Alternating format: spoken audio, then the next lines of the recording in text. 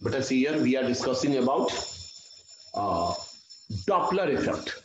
In today's class, we will discuss about what Doppler effect. So in our previous session, we are discussing about the various range of frequency of different sound waves. But 20 hertz से कम वाले sound को हम infrasound कहते हैं, infrasound wave, infrasonic wave. Sonic में जिसे सुन सकते हैं, इंफ्रासोनिक या इंफ्रासाउंड, इंफ्रासोनिक जिसे हम सुन नहीं सकते, डॉग सुन सकते बेटा.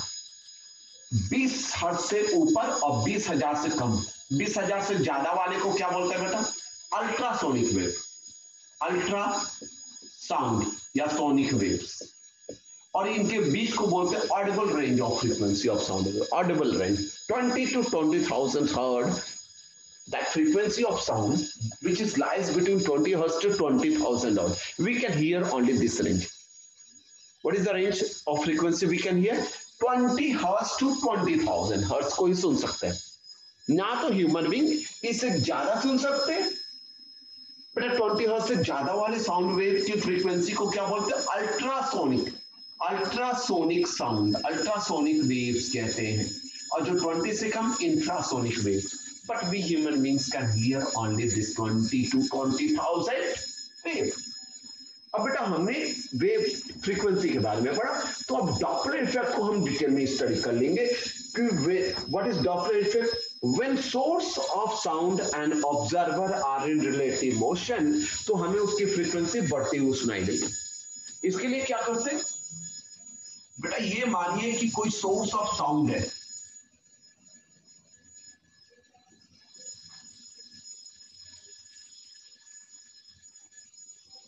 ये भोंपू है जिससे आवाज निकलता है बेटा. ये मानिए कि ये आगे की ओर बढ़ रहा है. ये क्या? Velocity of source. ये वीएस क्या है? ये मानिए ट्रक पर लगा हुआ है, जैसे डीजे कोई साउंड है, और ये इस ट्रक के ऊपर लगा हुआ है. इस ट्रक की वेलोसिटी इस डायरेक्शन में, वीएस क्या है? Velocity of source, velocity of source. क्योंकि ये डीजे वाला सिस्टम है बड़ा, ये साउंड प्रोड्यूस कर रहा है, सेम वेलोसिटी, और ये आगे की ओर बढ़ता है. वेलोसिटी ऑफ सोर्स बेटा. इससे कुछ दूरी पर यहां पर है आप ऑब्जर्वर, आप सुनेंगे. ये क्या है? ऑब्जर्वर. माने कि ये भी आगे आ रहा है, वीओ. ये क्या? Velocity of observer, velocity of observer. आप सुनेंगे साउंड वेव की फ्रीक्वेंसी को, वेलोसिटी ऑफ ऑब्जर्वर. मानिए कि बेटा सुनिए इधर, ये ऑब्जर्वर और सोर्स के बीच के इनिशियल डिस्टेंस है L. Let at time zero, H time zero, H time zero. The distance between source and observer is L. Source and observer is L. कितना है बेटा ये दूरी? L, capital L, capital L distance है. When first compression of sound was, when first compression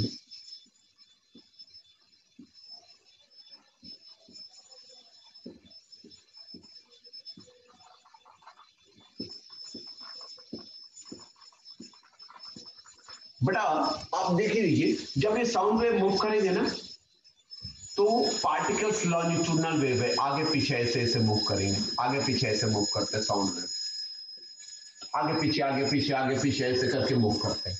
तो आप देखेंगे यहां एक जगह एयर की डेंसिटी बढ़ गई, दूसरी जगह घट गया, फिर एक जगह बढ़ गया, फिर एक जगह घट गया, फिर यहां बढ़ गया. जहां सबसे कम डेंसिटी है उसको बोलते हैं रेयर फ्रैक्शन. क्या बोलते हैं? Rarefaction. और जहां एयर की डेंसिटी ज्यादा है उस रीजन को बोलते हैं कंप्रेशन. तो हवा जो चलती है बेटा, आपने ये ऐसे चलेगी बेटा. ये जो फर्स्ट साउंड वेव प्रोड्यूस करेगा, जैसे आपने ड्रम को देखा, ड्रम को बेटा हम बीट करते हैं उसे ड्रम को, तो मेम्ब्रेन हवा को दबाता है. जैसे दबा, फर्स्ट कंप्रेशन हुआ बेटा, हवा जब दब गई तो हवा रिलैक्स भी होती है. फिर ये दबा, फिर ये रिलैक्स हो गया, फिर ये दबा, फिर ये हवा आगे की ओर रिलैक्स हो. बिकॉज एयर विल बेटा, हवा को जब दबाएंगे तो हवा में तो इलास्टिसिटी होती है ना, वो तो फिर अपना ओरिजिनल डायमेंशन को अटेंड करेगा. अभी हो क्या है जब हम साउंड वेव को प्रोड्यूस करें हवा में, तो sound wave is moving in longitudinal direction. The particle are moving to and fro. The particle are moving to and fro. So because of this movement, particle अपनी जगह पर ही आगे पीछे होते हैं. जैसे ये डिस्टर्ब होता है, उसका बगल वाला पार्टिकल आगे पीछे होने लगता है, उसके बाद इसके बगल वाला, उसके बाद और इसके बगल वाला, इस तरह से एक करके दूसरा, तीसरा, चौथा पहुंचता जाता है, और ये वाला पार्टिकल ऐसे जाकर तुम्हारे कान के पर्दे पर हिट करता है. तो पार्टिकल का मूवमेंट क्या है? To and fro. बेटा जब आप इस मूवमेंट को देखेंगे ये होते हुए, जब यहां पहुंचेगा तो आप देखेंगे इस बीच में जब वेव बन रहा है, तो बीच में एक ऐसा रीजन आता है जहां डेंसिटी कम, रेयरफैक्शन, और जहां डेंसिटी ज्यादा, हवा का डेंसिटी ज्यादा, कंप्रेशन. तो अल्टरनेट कंप्रेशन, रेयरफैक्शन, कंप्रेशन, बीच में रेयरफैक्शन, कंप्रेशन, रेयरफैक्शन. दो कंप्रेशन के बीच के डिस्टेंस को वेवलेंथ कहते हैं. लॉन्जिट्यूडनल वेव में बेटा दो कंप्रेशन क्या होगा? जहां एयर की डेंसिटी बढ़ जाती है. रेयरफैक्शन का है बेटा जहां एयर की डेंसिटी घट जाती है. दो कंप्रेशन के बीच के डिस्टेंस को वेवलेंथ कहते हैं.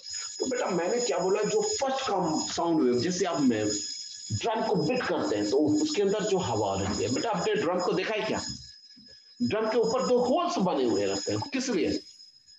हवा को अंदर जाने के लिए. और जब आप बीट करते हैं तो मेम्ब्रेन उस हवा को दबाता है, कंप्रेस करता है, तो उसके अंदर हवा रिलैक्स होकर के वो बाहर निकलती है. वो कंप्रेस जब होती है तो उस होल से हवा बाहर होती है और रिलैक्स होती है,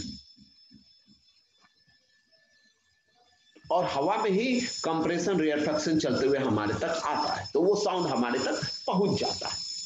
कैसे आता है? During the phenomena compress, alternate compression and rarefaction. बेटा ये एक बार बजाइए, ये चलते हुए आता है साउंड वेव, हमें हिट किया. अब ये बताइए, अगर इस साउंड की वेलोसिटी v है, v is the velocity of sound. v क्या है? v is the velocity of sound, velocity of sound. तो एट टाइम 0 पर फर्स्ट कंप्रेशन साउंड अर्थ पर, ये कंप्रेशन कितनी देर बाद ऑब्जर्वर तक पहुंचेगा? दिस कंप्रेशन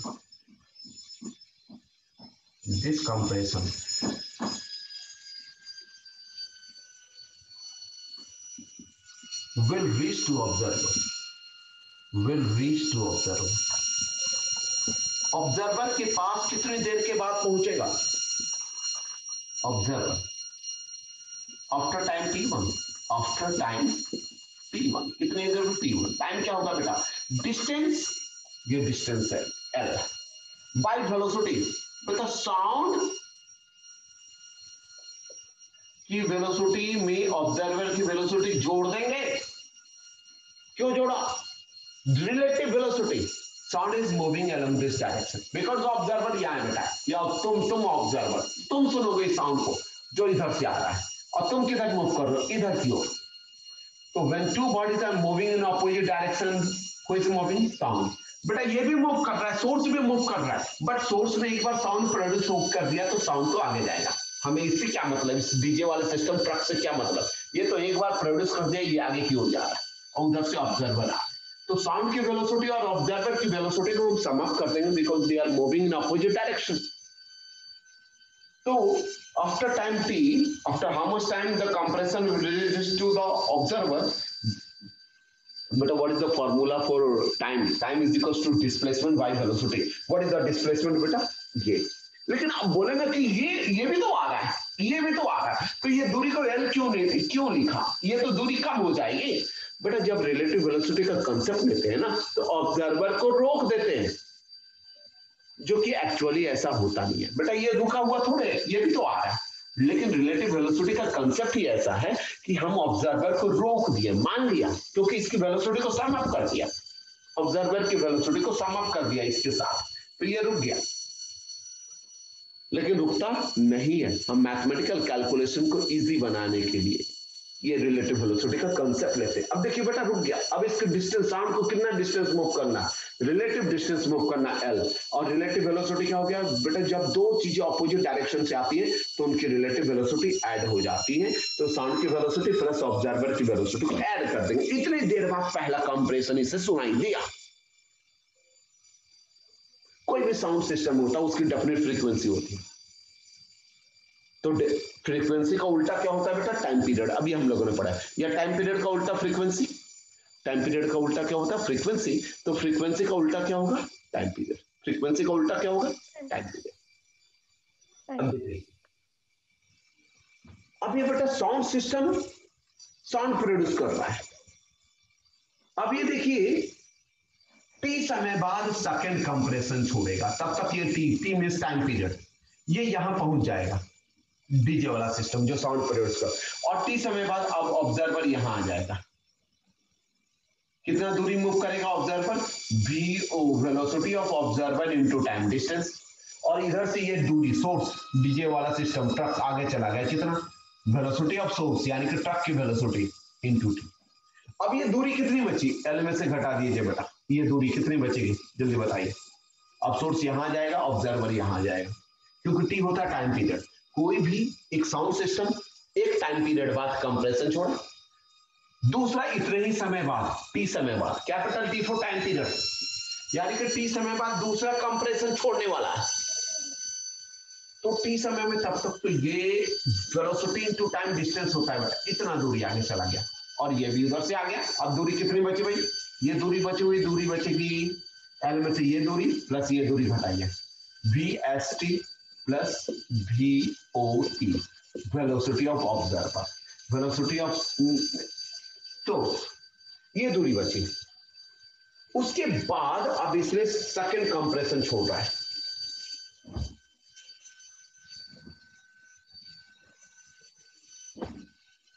अब लिखेंगे बेटा, इस T1 की वैल्यू को यहां लिख दे रहे हैं।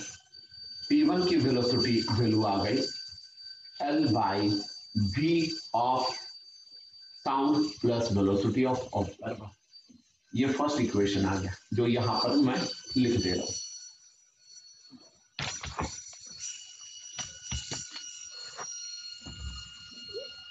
अब देखिए बेटा, let the second compression, let the second compression of sound, second compression of sound produced by the source, source कौन? डीजे सिस्टम जो साउंड प्रोड्यूस कर, produced by the source after time कितने देर बाद बेटा? t, which reach to the observer, which reach, अब ये जब यहां पहुंच गया, अब प्रोड्यूस किया सेकेंड, कितनी देर बाद इससे सुनाई देगा? अब ये यहां चलाएगा, कौन? ऑब्जर्वर आ गया, सेकंड पोजीशन यहां आ गया, और सेकंड पोजीशन इसका यहां चलाया सोर्स। अब दूरी ये बची T, which will reach to observer after time t2। बोले बेटा स्टार्टिंग से कैलकुलेट करें t2। देखिए यहां से कितने देर बाद सेकंड कंप्रेशन छोड़ा? t समय बाद।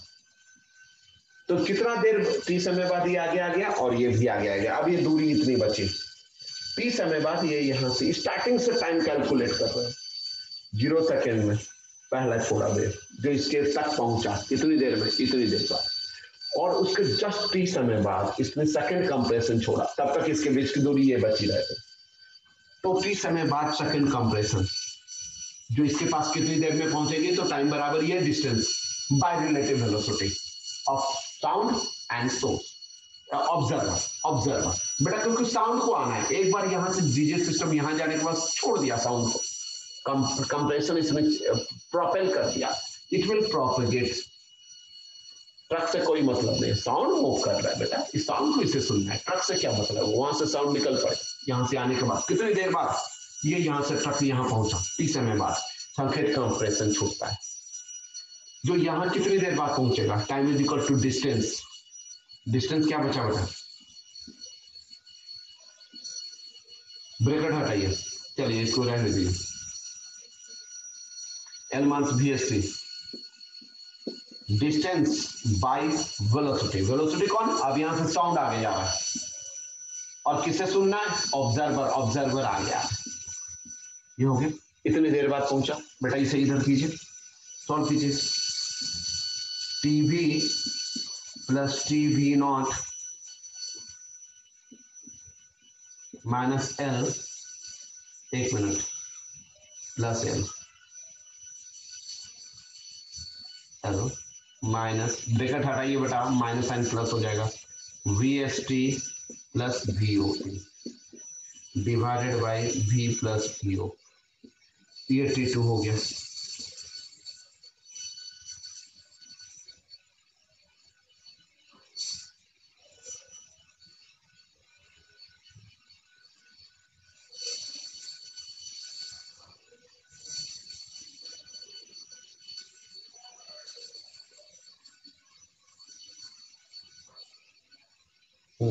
चलिए बेटा, अब ये देखिए, इतनी देर बाद सेकंड कंप्रेशन सुनाई दिया। मैंने आप लोगों को बताया था दो दो टाइम पीरियड बेटा, दो कंप्रेशन, साउंड वेव में दो कंप्रेशन के बीच के टाइम को टाइम पीरियड कहते हैं, और टाइम पीरियड का इनवर्स क्या होता है? Frequency. In sound wave the time gap between two compression of sound is called time period. तो बेटा अब ये देखिए, पहला कंप्रेशन T1 समय पर सुनाई दिया, दूसरा T2। अब इनके बीच का गैप क्या है? इनके बीच का गैप क्या है? That is apparent time period, जो इस ऑब्जर्वर को सुनाई दिया, क्योंकि ये साउंड सोर्स की ओर मूव कर रहा था। नाउ T2 का ये एक्सप्रेशन है बेटा,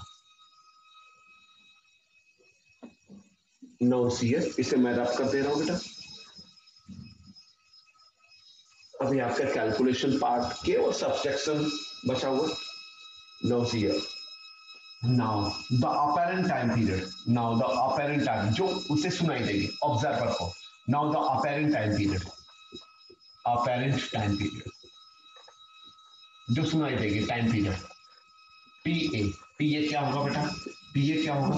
पहला ये T2 समय बाद ये सुनाई दिया, और T1 समय बाद पहला फ्रीक्वेंसी। T2 की वैल्यू ये लिखे, we T velocity of sound in time period plus T V observer,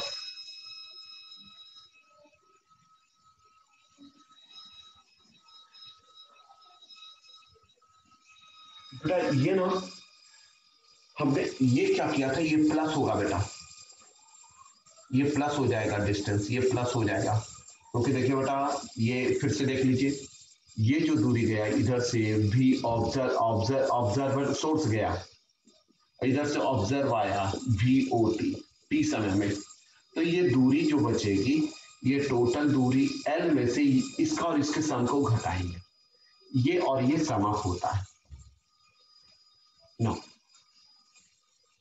ये हो जाएगा। अब देखिए VT, अगर ये बेटा ये माइनस हो जाता है, मैं क्योंकि ये हटेगा तो ये माइनस हो जाएगा, देखिए बेटा ये और ये कट जाएंगे, तो बचा क्या बेटा? अच्छा एक बात और, चलिए आगे देखें, आगे देखें, VT plus L minus VST minus, और कुछ नहीं है, ये हट गया, by V plus VO minus T1 की वैल्यू बोलिए बेटा, L by V plus VO, V plus VO तो सेम है बेटा। अब इसको क्या करेंगे, अपेरेंट टाइम पीरियड क्या आ जाता है, ये दोनों तो सेम क्वांटिटी है, V प्लस VO, ये VT plus L minus L, L plus L minus L cut जाएंगे बेटा, ये बचेगा, तीन में कॉमन है, T into V minus VS, V minus VS हो जाएगा अपेरेंट टाइम पीरियड। तो देयरफॉर अपेरेंट फ्रीक्वेंसी क्या होगा बेटा?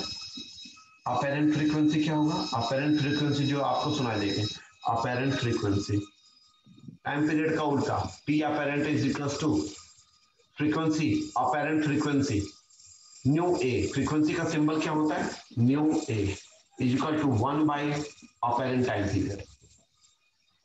बेटा अब ये देखिए, इसको उल्टा कर देना, nu A is equal to, इसको रिवर्ट करना है, 1 बाई टी ए आता है, इसको रिवर्ट कीजिए, क्या हो जाएगा? V plus VO, V plus VO divided by into, इसको रिवर्ट किए V माइनस VS। बेटा यहां अगर 1 लिख दिए तो क्या फर्क पड़ता है, 1 बाई टाइम पीरियड क्या होता है? Actual frequency new not, actual frequency new not क्या है? Actual frequency of sound, actual frequency बेटा 1 बाय टाइम पीरियड।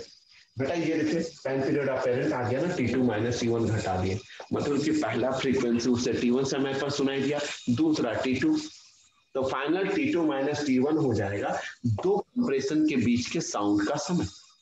दो कंप्रेशन के बीच का जो साउंड होता है उसे बोलते हैं टाइम पीरियड।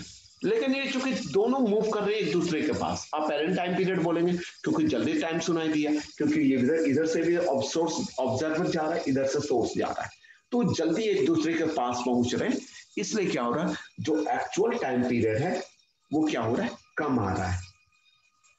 अब देखिए ये क्या हुआ, टी से छोटा आ गया, तो टाइम पीरियड का उल्टा फ्रीक्वेंसी होता है, इसी को रिवर्ट कर दिया, इसको रिवर्ट किए तो 1 बाय टी की वैल्यू को अपेरेंट फ्रीक्वेंसी लिख दिया, न्यू है अपेरेंट फ्रीक्वेंसी, इसको रिवर्ट, इसको ऊपर ले गए इसको नीचे गया, 1 by time period actual frequency of sound, actual frequency, ठीक है, into v plus v by v minus V S, यही होगा फॉर्मूला अपेरेंट फ्रीक्वेंसी का। अभी देखिए बेटा एफ के v क्या है, वेलोसिटी ऑफ साउंड, vs क्या है, वेलोसिटी ऑफ सोर्स, और v नॉट क्या है, वेलोसिटी ऑफ, vo क्या, वेलोसिटी ऑफ ऑब्जर्वर है। ये बेटा this is the formula for apparent frequency, nu A for sound when source and observer both are approaching towards each other। जब क्या होता है, ये फॉर्मूला तब के लिए है जब source and observer are approaching towards each other. तो बेटा ये हुआ आपका डॉपलर इफेक्ट का फॉर्मूला। अब देखिए बेटा इसी में अगर मैंने बोला थोड़ा सा चेंज लाते हैं, ये थोड़ा सा चेंज क्या लाना है, अगर ये बताइए सेकंड केस बताया मैंने, सेकंड केस लीजिए बेटा, ये मानिए कि सेकंड केस है, सोर्स जा रहा ऑब्जर्वर के पास और ऑब्जर्वर दूर जा रहा है, ऑब्जर्वर इधर जा रहा है। तो बेटा जब दोनों सेम डायरेक्शन में जाते हैं तो अब ये क्या हो जाता है, जब दोनों सेम डायरेक्शन में जाते हैं साउंड तो इधर से इधर जाएगा, साउंड का डायरेक्शन भी पॉजिटिव, इसको पॉजिटिव लेते हैं, तो ऑब्जर्वर का भी वेलोसिटी पॉजिटिव हो जाएगा, इसके भी वेलोसिटी पॉजिटिव, क्योंकि सोर्स के डायरेक्शन, साउंड के डायरेक्शन में जो भी चीज जा रही है सबको पॉजिटिव मानते हैं, सोर्स भी इधर जा रही है, सोर्स की भी वेलोसिटी क्या हो जाएगी, पॉजिटिव, और ऑब्जर्वर की भी वेलोसिटी हो जाएगी पॉजिटिव। तो ये फॉर्मूला में चेंज लाइए, nu A is equals to, ये क्या आ जाएगा बेटा, न्यू नॉट एक्चुअल फ्रीक्वेंसी, भी ऑब्जर्वर की वेलोसिटी क्या होगी, क्या हो जाएगा बेटा, जब ये दूर जा रहा है तो रिलेटिव वेलोसिटी माइनस होती है, ये माइनस हो जाएगा, ऑब्जर्वर का वेलोसिटी क्या हो जाएगा, माइनस।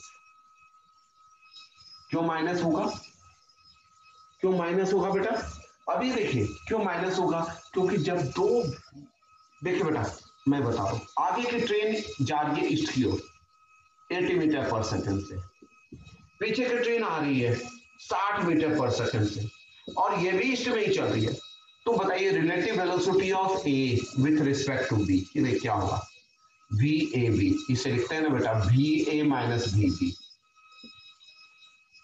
वी ए कितनी है बेटा 80 और बी क्या है 60, 20 मीटर पर सेकंड, 20 मीटर पर सेकंड, यानी कि ए को बी देखेगा हर एक सेकंड में 20 मीटर आगे चला था, क्यों 80 मीटर है और ये 60, एक सेकंड में 60 चल रहा है, तो ये क्या चल रहा है एक सेकंड में 20, क्योंकि ये जो फासला रहेगा वो एक सेकंड बाद 20 मीटर और आगे बढ़ जाएगा, क्योंकि 20 मीटर आगे चले जाएगा, ये 60 है, ये 60 तो ये भी चलेगा लेकिन प्लस और 20 चला, तो ये फासला इनके बीच का 20 बढ़ने वाला है, दैट इज रिलेटिव वेलोसिटी।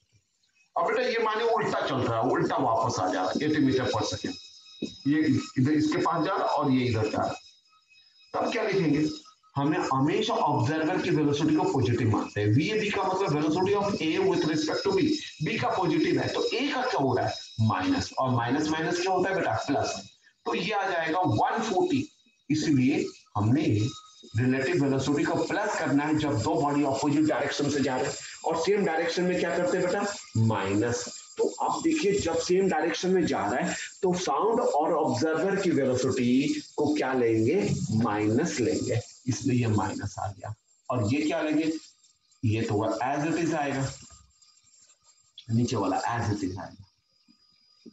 तो बेटा ये एक जनरल केस हो गया, when source, sound and observer all are moving in the same direction, all are moving in the same direction, तब का ये जनरल केस है अपेरेंट चेंज इन फ्रीक्वेंसी का। बट अगर ये केस आया, थर्ड केस आ गया, बेटा ये सोर्स भी दूर जा रहा है, ये सोर्स क्या है, ये सोर्स है, ये दूर जा रहा है, वेलोसिटी ऑफ सोर्स, और यहां जो ऑब्जर्वर है वो भी दूर जा रहा है।